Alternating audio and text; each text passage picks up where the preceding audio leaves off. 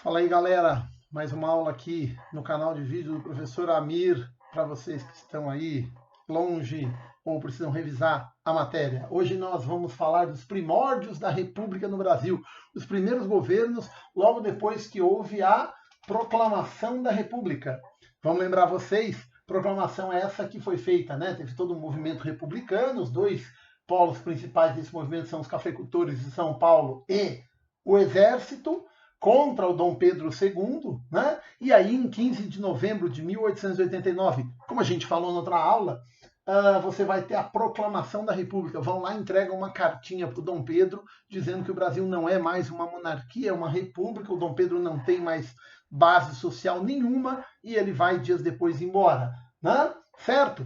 Lembrando aí para os mais desavisados, né? Aquilo que é o seguinte: qual a diferença entre república e monarquia?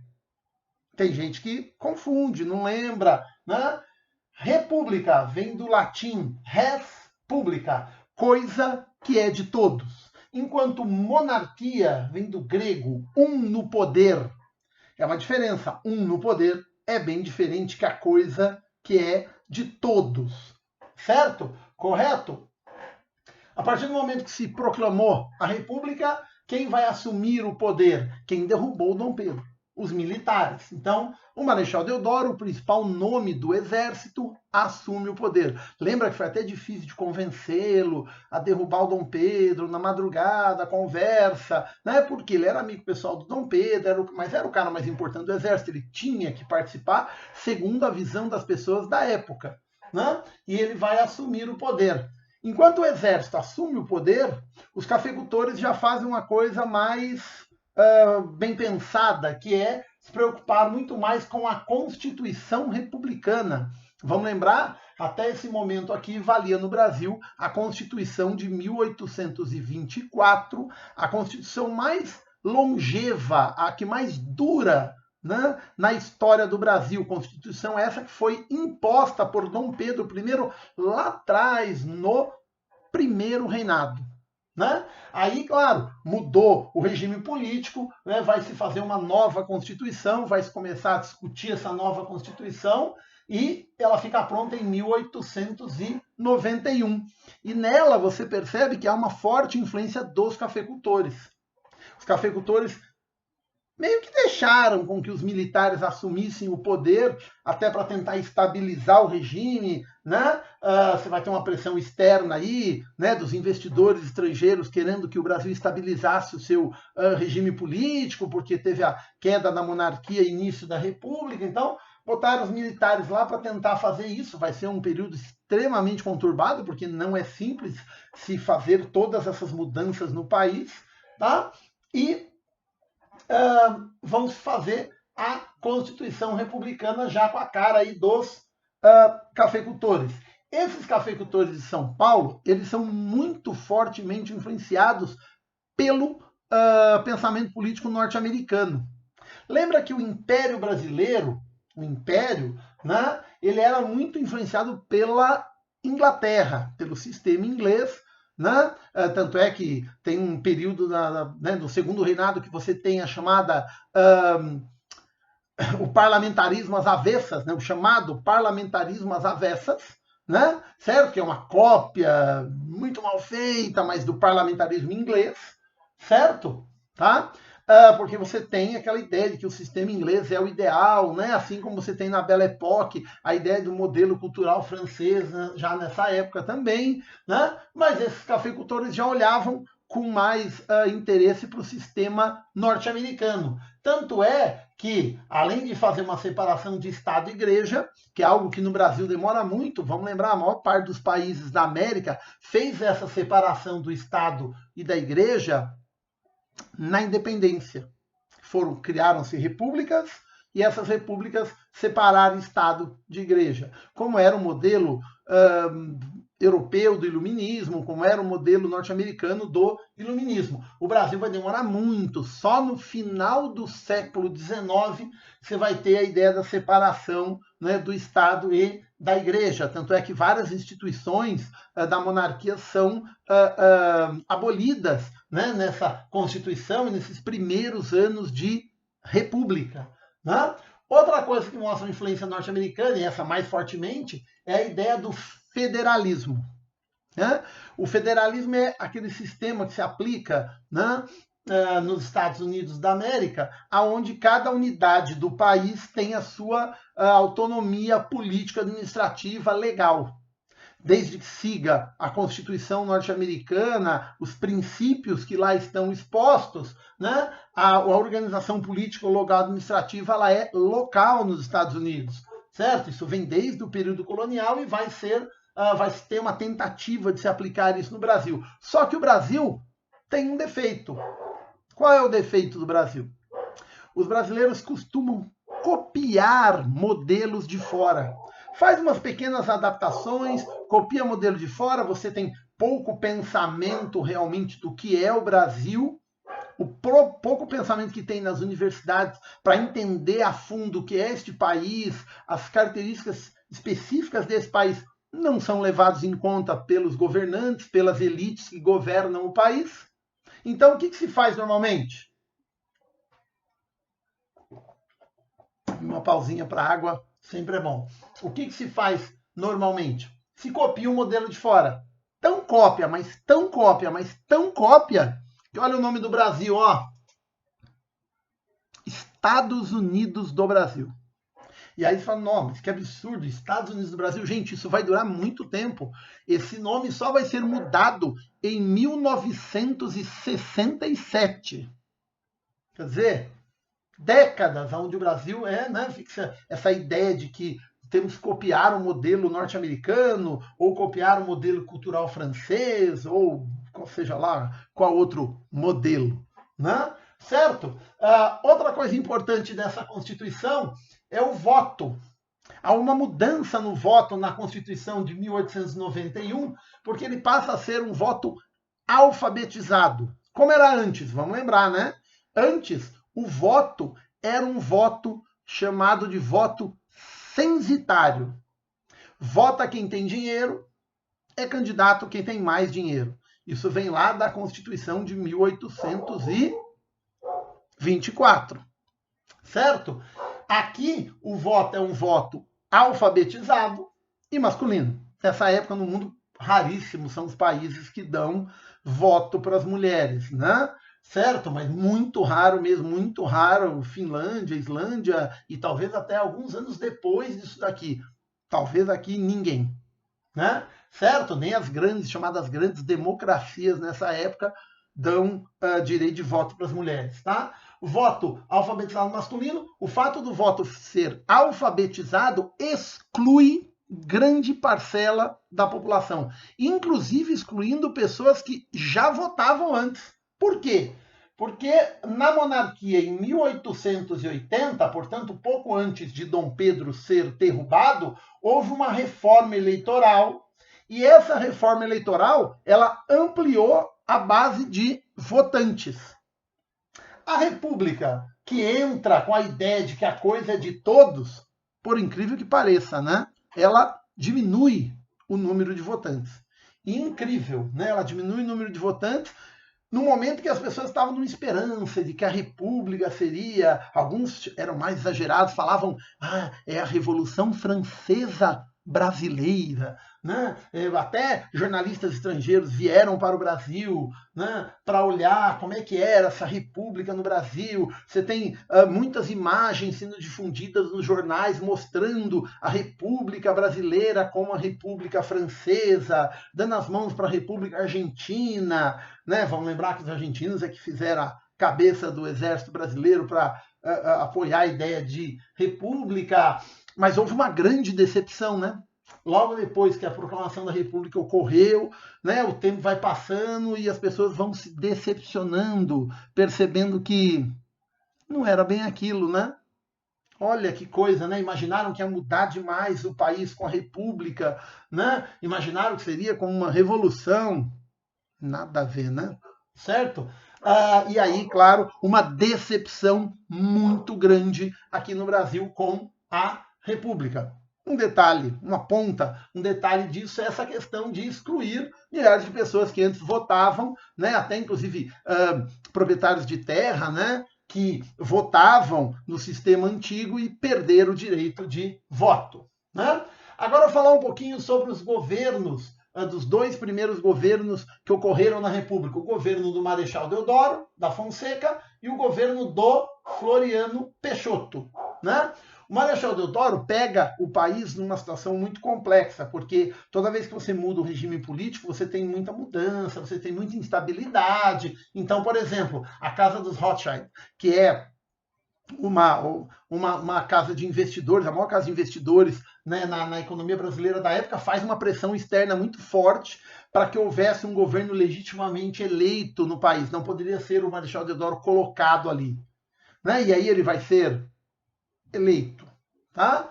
Certo? Aquela velha coisa para inglês ver, embora os Rothschilds não sejam inglês. Né? Ou Rothschild, né? Como é o termo correto de se falar. Então, mas você tem uma pressão muito forte de outros investidores estrangeiros e principalmente deles.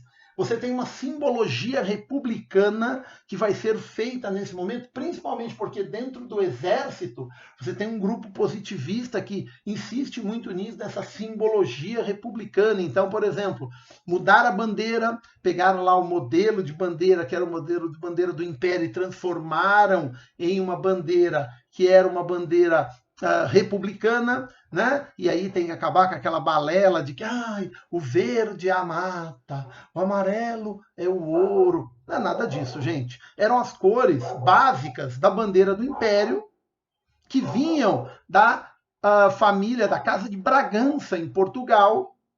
O que os republicanos fizeram? Mudaram um pouquinho o formato, os tamanhos, tiraram o símbolo da Casa de Portugal e botaram o globo com as estrelas, com a frase ordem e progresso, que era um resumo de uma frase do Auguste Comte, filósofo positivista francês. Né? Não cabia a frase inteira, e aí eles resumiram a frase, né? Resumiram bastante a frase, tá? Para colocar na bandeira brasileira. Né? Fizeram uma série de simbologias, mas tem uma curiosidade interessantíssima que está no livro do José Murilo de Carvalho, A Formação das Almas, um livro muito bom para se ler, para se entender essa questão da simbologia republicana. Que é o seguinte, eles fizeram um hino novo para o país, né?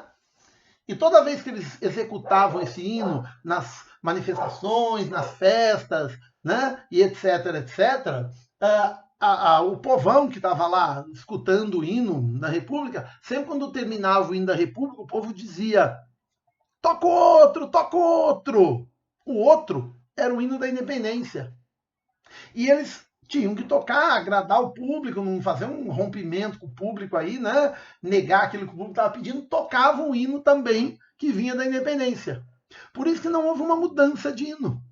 Né? Por uma persistência popular, aí o hino brasileiro, o hino do Brasil, ficou sendo aquele hino que vinha desde a independência, e não o hino da República. Por isso existe um hino da República e o hino do Brasil, que é o da independência.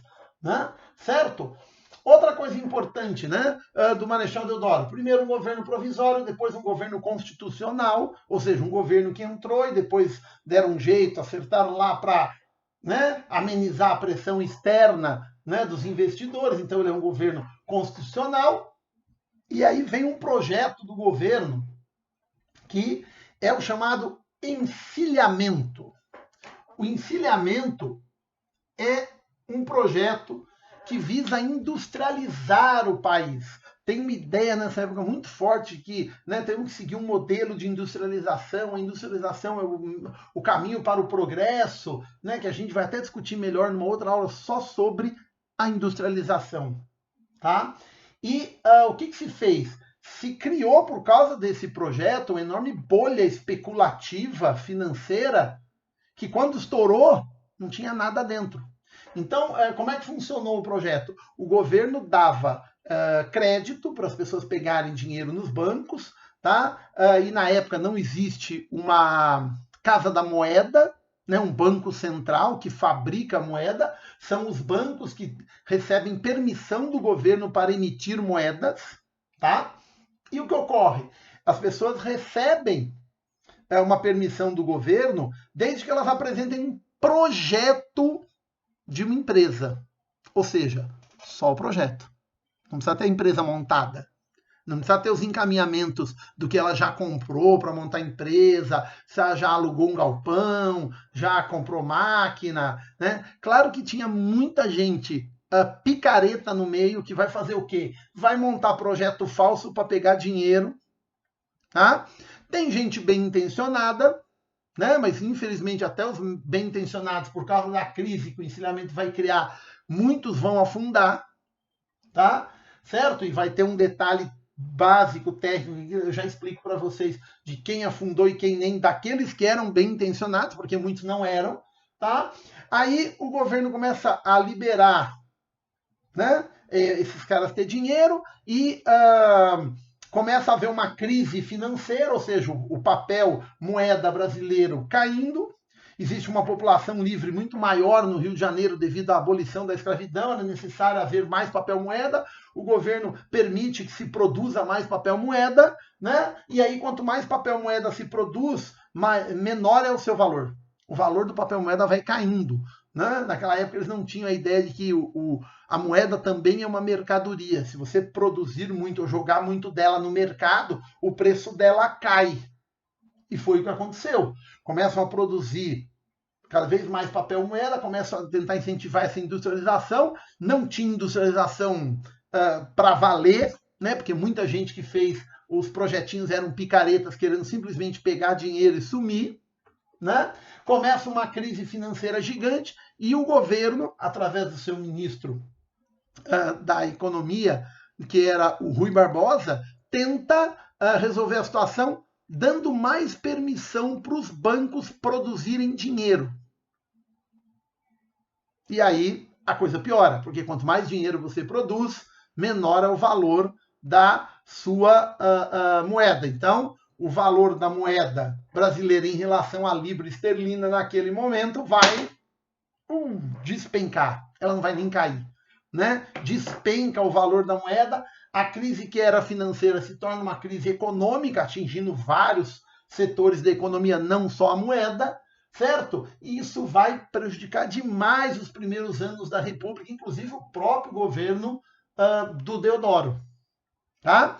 E aí o detalhe técnico que eu falei, muita gente bem intencionada, ou alguns bem intencionados, que tentaram realmente montar a indústria, industrializar, se deram muito mal, porque eles compravam máquinas dos importadores ingleses e deixavam para pagar quando a máquina chegasse. O que aconteceu? Meses depois, quando a máquina chegava, o valor na moeda brasileira tinha se desvalorizado tanto que o cara já não tinha mais dinheiro para custear a máquina e montar a empresa. Muitos faliram só aí. Os únicos que se deram bem nessa coisa é quem pagava a máquina à vista antes. Ó, traz tal máquina aí para mim e por favor, aí, ó, toma aí pagamento, né? Fez o acordo lá, pagou antecipado, recebeu a máquina depois sem precisar pagar nada a mais, porque a moeda brasileira vai se desvalorizando e o preço de tudo que vem de fora fica muito mais caro. Aí, seguinte, né? Vocês perceberam, tá muito calor hoje aqui, o interior da Bahia é quente demais. O que acontece? A instabilidade do regime, o próprio fato do Deodoro ser muito autoritário, ele briga muitas vezes com o Congresso, né? Ele não aceita algumas coisas que o Congresso está fazendo, né? Ele não aplica o federalismo, ele quer concentrar o poder em suas mãos. Uma crise econômica gigante vai acabar com o governo dele, né? Finalzinho, né? Novembro de 1891, Deodoro renuncia. Ele abandona o poder, né? Quem vai entrar no poder? O Floriano Peixoto. Floriano Peixoto, que faz um acordo com as oligarquias de São Paulo, Perceba, essas oligarquias têm uma força muito grande naquela época, até porque elas têm um poder econômico muito forte, tá? Para ele chegar ao poder. Ele chega ao poder. Por que as oligarquias preferiram o Floriano? Porque elas achavam que precisava de alguém ainda no país para estabilizar o país e achavam que o militar faria isso com mais facilidade, né? Certo? O governo Floriano Peixoto é um governo que também vai enfrentar a crise do encilhamento, tá? Certo? A crise continua, a crise vai até o governo Campos Salles, né? Quer dizer, são 4 governos no começo da República que vão enfrentar essa crise.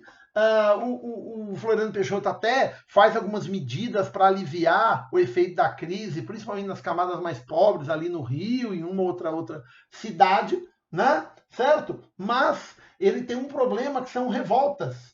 Você tem várias revoltas no país, 2 delas mais significativas, uma delas a revolta da Armada. Armada é o nome que se dá para a Marinha, tá? Essa revolta da Armada, ela tem um fundo, né, de ranço do que foi a proclamação da República, tá? Porque a Armada, a Marinha, ela era a força armada, né, das Forças Armadas, ela era a preferida do Dom Pedro II. E quem derrubou o Dom Pedro II? O Exército. E quem né, não teve tanto investimento mais na Marinha, a Marinha começou a ser colocada meio de lado pela República, né, o Exército preocupado com um monte de problema no país e tudo mais, né, a Armada vai se rebelar, né, vai inclusive bombardear o Rio de Janeiro. Vamos lembrar, o Rio de Janeiro, capital, é uma cidade litorânea, né? E vai ser uma revolta extremamente tensa. Inclusive, o governo Floriano Peixoto contou com o apoio da Marinha norte-americana para enfrentar essa revolta, né? E depois, até com algumas pessoas que fugiram do Rio de Janeiro, né, e foram para o sul do país, a revolta federalista. Tempinhos depois, no mesmo ano, 1893, a revolta federalista eram, né, grupos políticos brigando no Rio Grande do Sul, alguns favoráveis ao Floriano, outros contra o Floriano e querendo aplicar o federalismo, a ideia de que cada unidade do país, né, tem seu próprio poder, sua autonomia, e aí você tem uma revolta também atacada aí pelo Floriano Peixoto, inclusive com uma curiosidade, né? Uma das cidades que estava no meio da revolta, que era em Santa Catarina, a cidade de Desterro, ela foi destruída pelo governo Floriano Peixoto. Ela é destruída pelo governo e depois o governo Floriano Peixoto cria lá uma cidade nova, né? É a cidade que se chama Cidade do Floriano, Florianópolis. Tá? Criou ali onde uma outra cidade foi toda destruída para combater a revolta, né? Não é à toa que o Floriano Peixoto ganhou um apelido que foi o Marechal de Ferro. Né? O Marechal de Ferro, aquele cara com mãos de ferro, vai resolver a situação do país. Né? Bem coisa de cabeça de gente militar. Né? Eles acham que na força se resolve todas as coisas. Né? E ele, por ser esse Marechal de Ferro, por assumir essa posição, ele vai brigar com a Suprema Corte. Ele vai brigar alguns momentos com a Suprema Corte, ele vai se desentender com parte dos deputados, porque ele também quer concentrar poderes em suas mãos, e os deputados querem o federalismo. Lembra que na aula sobre a proclamação da República, eu falei para vocês que, né, os 2 grupos que derrubaram o Dom Pedro II, eles queriam derrubar o Dom Pedro, mas, né, os projetos políticos que eles tinham eram diferentes. Um queria a centralização do poder nas mãos do governo, o outro queria a descentralização do poder nas mãos do governo. Certo? Não é à toa que, na eleição de 1894, com apoio da oligarquia de São Paulo, o vice do Floriano, Prudente de Moraes, é eleito. Prudente de Moraes é do Partido Republicano Mineiro, tá?